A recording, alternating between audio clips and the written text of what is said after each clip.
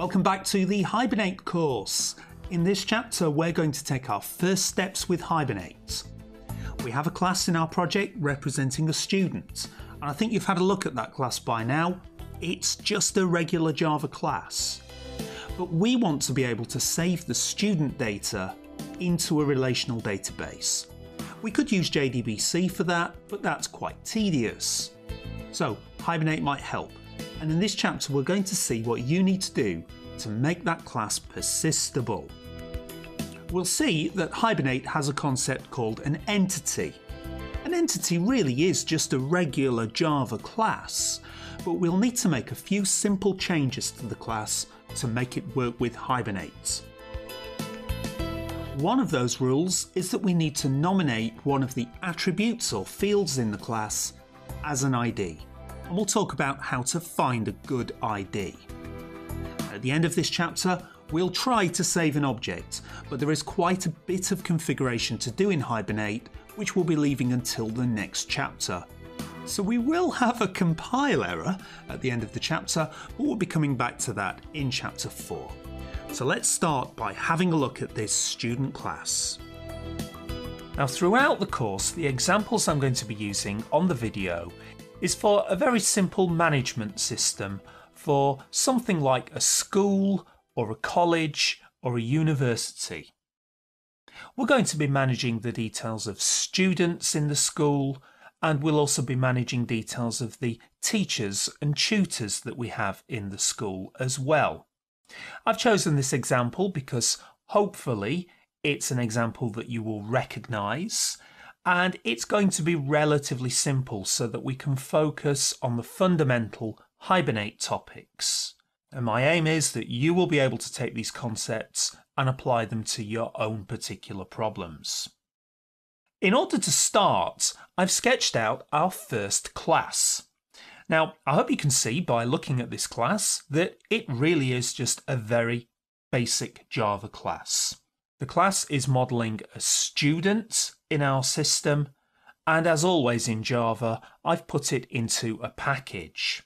By the way, the package name I've used here is domain, and I'm going to constantly use the term domain through this course. Now, I don't know if you've used that term before, so if not, a domain class is a class which is representing a real world object from your real world problem. It's not a class like a controller or a user interface or a utility class or a string handling class or anything like that.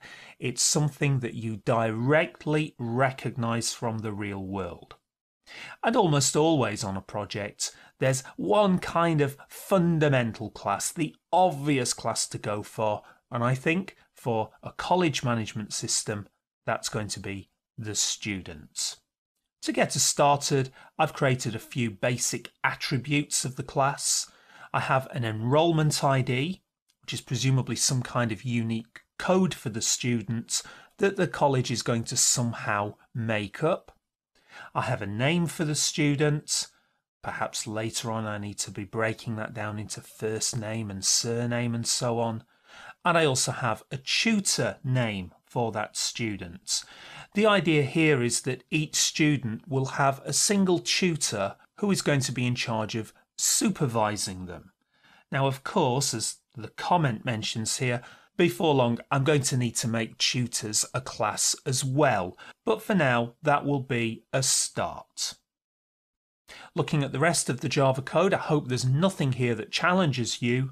We have a constructor, and this particular constructor will accept an initial name and an initial tutor name. But I've also provided a second constructor. You might know this is called overloading the constructor. And this second constructor allows me to construct a student with just a name. So presumably, it looks like it's possible for students to be enrolled into this college without having a supervising tutor. Maybe we'll be allocating the student to a tutor later on. Now, down at the bottom here, I've added a method which I haven't yet implemented. It's called calculate grade point average. Now, I've added this method to remind us that before long we're going to be adding business logic into this class. That's the point of object orientation. If we have a method that is going to be working on the data contained inside a student, then that method belongs inside this class. I think when working with frameworks like Hibernate, it's kind of tempting to make all of your classes just be data classes, just holding data, and to put lots of get set methods onto the class. I want to absolutely remind you that in normal object-oriented design, we would also have what I'm going to call from now on business methods inside the class.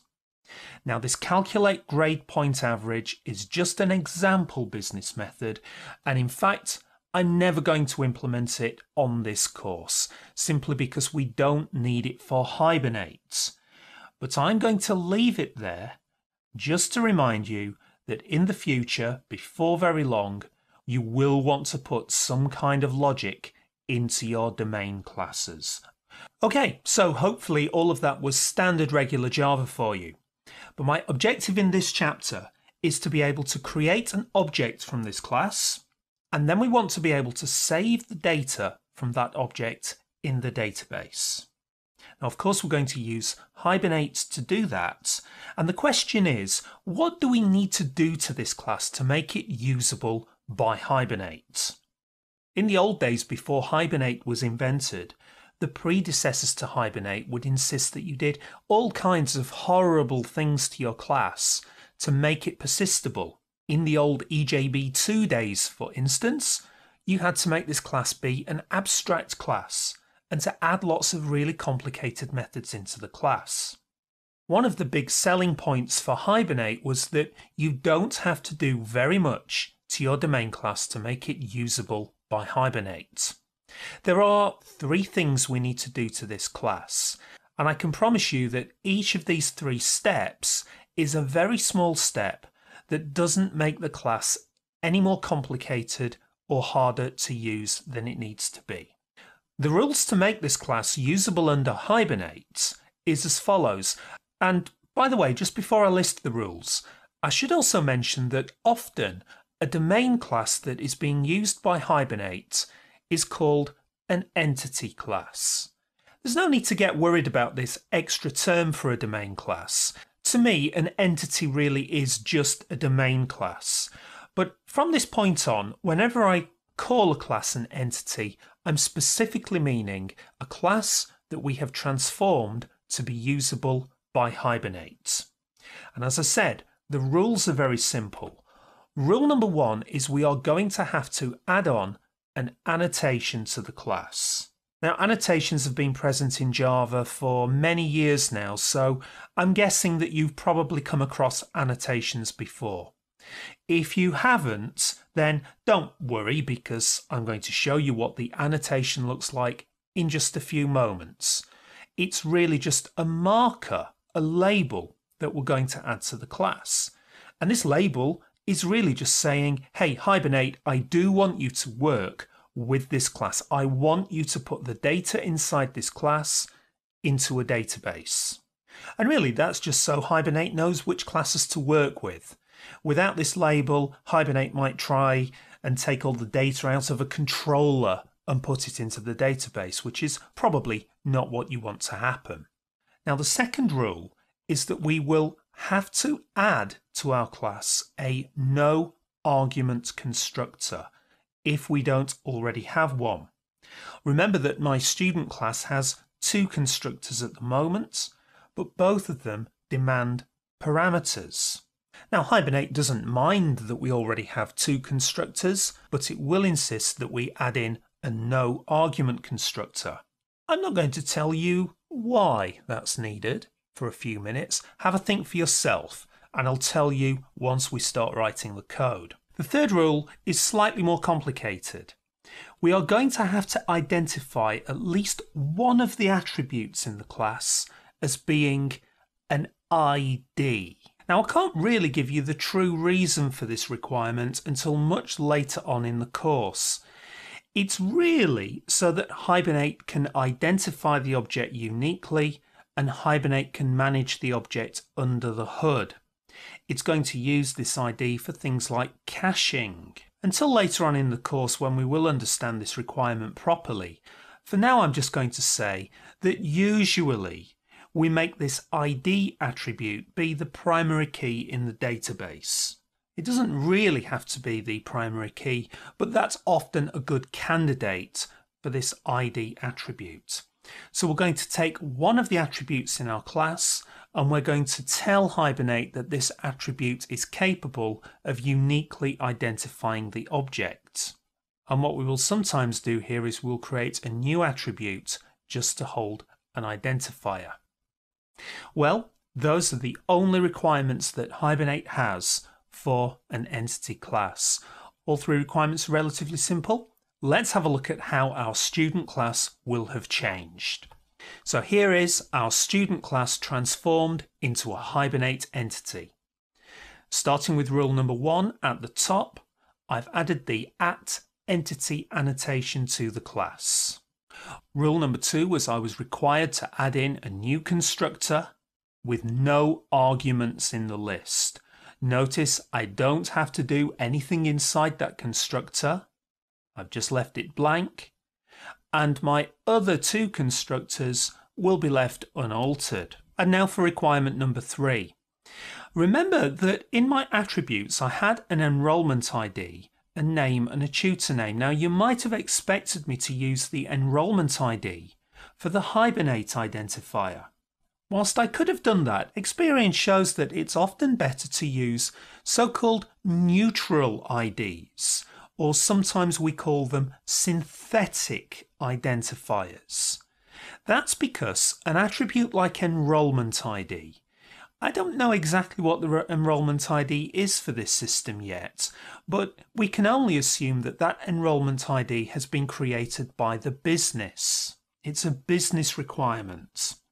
So, as with all businesses, that enrollment ID might well break the rules of relational databases later on by creating just a brand new attribute that doesn't mean anything to the business. We can ensure that this identifier will always be unique and will always uphold the rules of databases. To put that another way, I think creating a new identifier field is going to make it easier to map it to the primary key in the database. Notice though I have two annotations. I have the ID annotation that I'm highlighting here. Now that's an absolute requirement of Hibernate. All entities must have an ID annotation. But the second annotation I've added here is an optional one. It is the generated value annotation. You might be able to guess what this is doing. That's telling Hibernate that I would like the database to create the values that are stored in this attribute. I'm not going to use any logic to create these IDs. I'm going to completely delegate that work to the database. Where I have strategy equals generation type.auto, there are a few other alternatives that I can use in there, but I'll talk about them later. Really, generation type.auto is just saying, let's automatically create the values from the database. So that is a Hibernate entity. And very importantly, none of these three small things that we've done has in any way made the class any more complicated. I can still create instances of this class, and therefore I can still unit test the methods inside this student class. If you're new to annotations, I should point out that there's no extra code being generated or anything clever happening at all here. This really is still a plain Java class. Well, I think I've talked for long enough now. It's finally time for us to work together in Eclipse and to create our Hibernate entity. So here we are in Eclipse, and I'm assuming here that you have followed the steps in the previous chapter where we imported the project into Eclipse. And remember that I've already given you the original student class. That's the class as it was before we make it an entity. The package I'm using is called domain, although I've prefixed it with com.virtualpairprogrammers. Feel free to move that into a different package if you prefer. There's our attributes. There's our two constructors. And there's our business method, calculate grade point average. As I've mentioned in the comments, we're never going to use this on the course, but I've added it just to remind you that these classes can have other methods apart from boring get set methods. Anyway, we saw that on the slide already, and I think I'll maximize that. And together, we're now going to implement those 3 required steps. And the first step is we need to add the @entity annotation to the top of the class. Now, throughout this course, whenever I'm using any classes or annotations from the Hibernate libraries, of course, we're going to need to import the correct packages. Now, I don't know how you do that, but I'm going to use the Eclipse shortcut of Control, Shift, and O, which is a shortcut for organizing your imports. You can find that shortcut, by the way, on the source menu as well, right there, Organize Imports. And by the way, I'm also a Mac user. My laptop's a Mac. I happen to be recording on a PC, but if you're on a Mac, then on a Mac it is Command, Shift, and O. And I'm going to do that right now.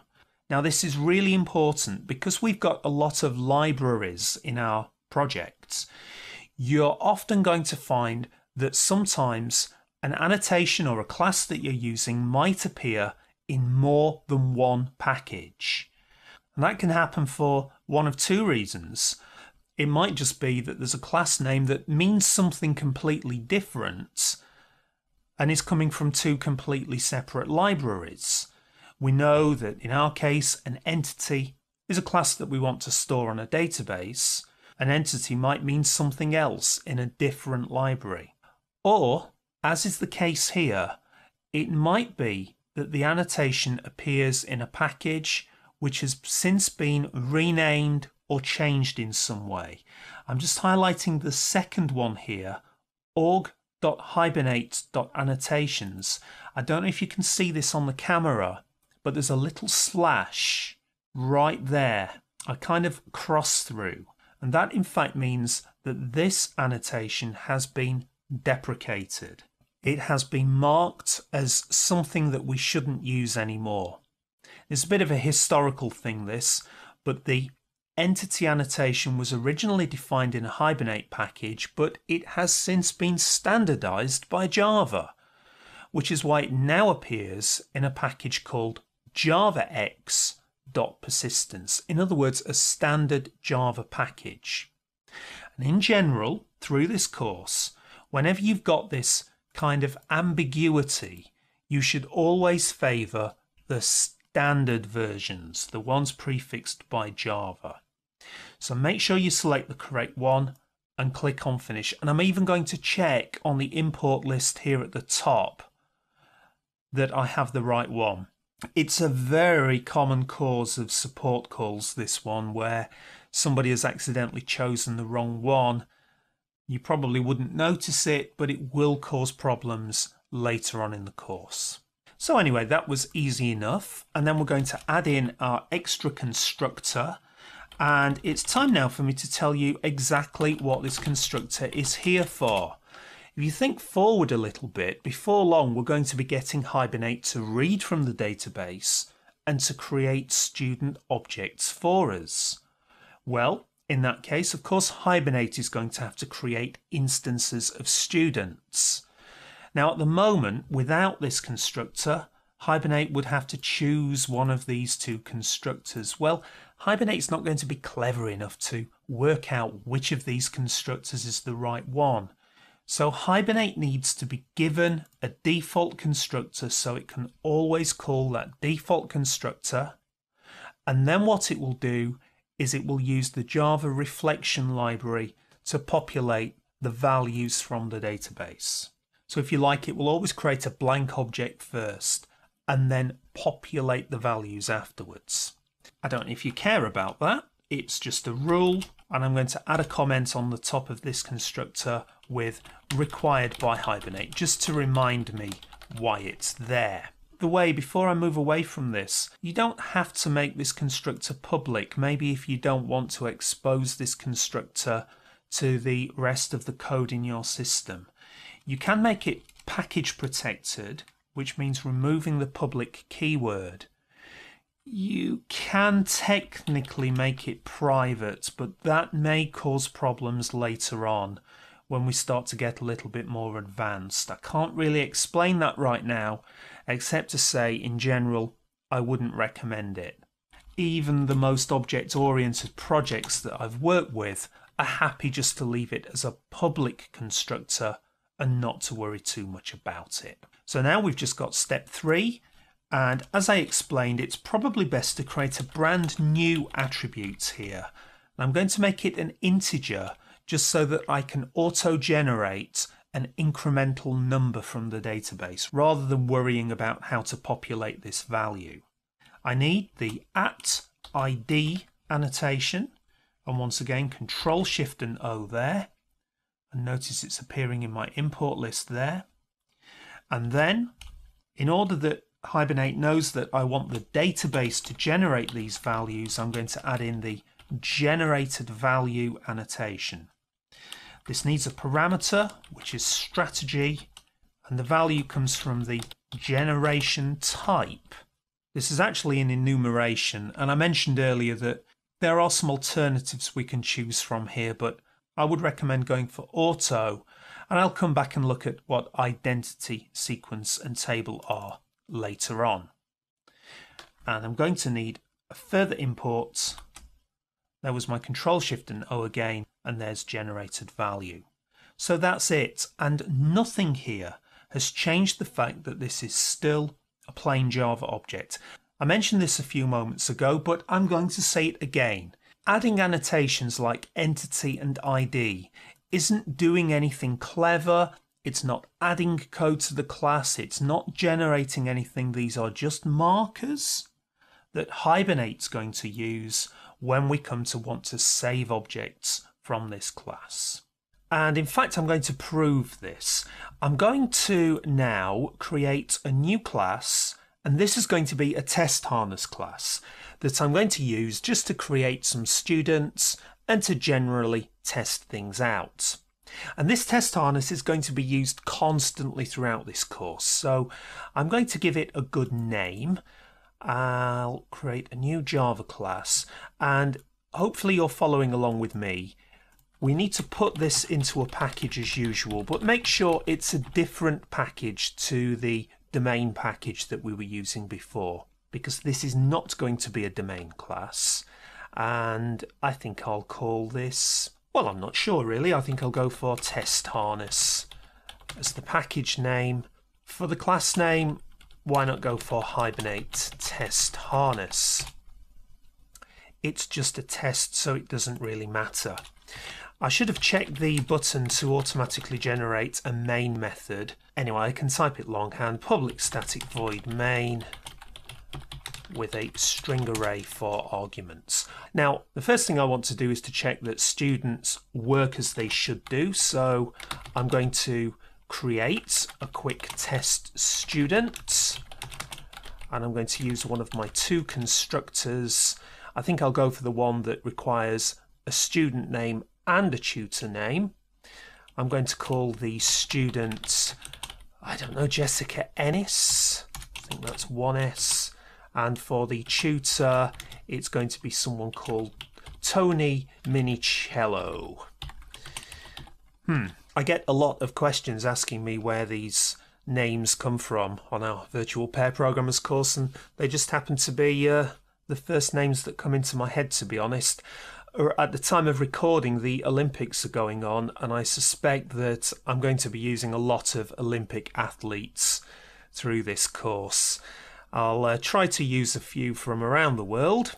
Anyway, I'm sure you don't care about that. We do need to import the student class, so Control-Shift and O as before, and I'll check the import's correct. So there we are. We have a student, and I'm even just going to run the test harness there, of course, it isn't doing anything. I just really wanted to show that the annotations haven't affected anything. And of course, I can print out the student to the console, often the first thing I want to do. So we'll run that again. I'm sure you know why I'm getting this strange output, and that's because I don't have a toString method inside the student class. So I will do just that, public string to string, and we will just return, I think we'll just return the student name in fact. Rerun my test harness, and there we are, we're seeing the name correctly. I think I'll also call one of the business methods as well, so I'm going to do the test student has a grade point average of, and we'll call the test student calculate grade point average method. We'll rerun that, and of course, because I haven't implemented it, we're just seeing a 0 there. So I hope you'll agree that's all very routine Java, and if we had time we could write a JUnit test to make sure that the calculate grade point average method is working as the business requires. But that's not for this course, because we're interested in saving objects to the database and then ultimately reading them from the database and updating the database and so on. What I want to do here is to save the student to the database. Now, there are plenty of libraries for doing this in Java, as I mentioned in an earlier chapter, and the standard built-in library for this in Java is called JDBC. But as I showed before, calling JDBC is quite a lot of hard work. I guess I could wrap up that hard work in some kind of a data access object or a utility class or something like that, but this is business code, and I don't really want database access code to be interfering with the code you can see here. So at last we're going to use Hibernate. Now, the Hibernate library provides a method called, perhaps not surprisingly, save. And all we have to do is to pass in the object that we want to save to the database. Now, of course, this method save is on an object, and I'm going to call the object just temporarily Hibernate, because I'm trying to represent here that we are going to be calling the save method from Hibernate. And what this method will do is it will take this object, it will inspect the annotations inside the object, and it will use those annotations for clues for how the object needs to be stored in the database. So again, I'm just trying to emphasize here that the annotations are only used at the point where we pass the object to Hibernate. Until then, the annotations are ignored. Well, the only problem is, of course, this object I've just sort of magicked out of thin air. Where did it come from? And of course, we have a compile error here. We didn't create this object, and we're going to have to declare it. Well, it turns out that this object, the object that we use principally to talk to Hibernate, comes from a class called Session. So I'm just going to declare the Hibernate object right here, and if I hover over the Session class, we'll see that the quick fix it's suggesting is that we can import Session from the org.hibernate package. So I'm going to choose that option and check that the import is correctly in place. Now, this Session class for me is the fundamental class in Hibernate. It's the class that most of the time when we want to work with Hibernate, we're going to do things through this Session class. It was called Session, by the way, purely because it represents a session with the database. You're going to find on most projects you work on, in fact, they call this object session as well. So I'm going to rename Hibernate to Session. I just used Hibernate temporarily just to really show you that this object represents Hibernate. Well, we have a compile error still, and that's because we haven't actually initialized the session object. We have to do quite a lot of hard work to initialize the session objects. That's because the session object needs quite a lot of configuration. So I hope you found this chapter quite straightforward. I'm deliberately taking things slowly at first. The main thing is that we have now written our first entity. And I hope you'll agree it really wasn't that hard to do. There were 3 simple rules. We just annotated with entity. We added a default constructor if you don't already have one. And finally, one of the fields needs to be nominated as an ID. And the only rule for that is that it must uniquely identify your objects. You can use your business fields. We could have used enrollment ID, but good database practice suggests that it's better to use a synthetic ID. However, many projects use their business fields, and that's okay too. So we've left things with a compile error. To get Hibernate working, you do need to do a fair bit of configuration. It's not fun, but you only have to do it once for a project. It'll take a bit of time, so we'll leave that. Have a good break first and rejoin me in Chapter 4 when we'll get Hibernate configured.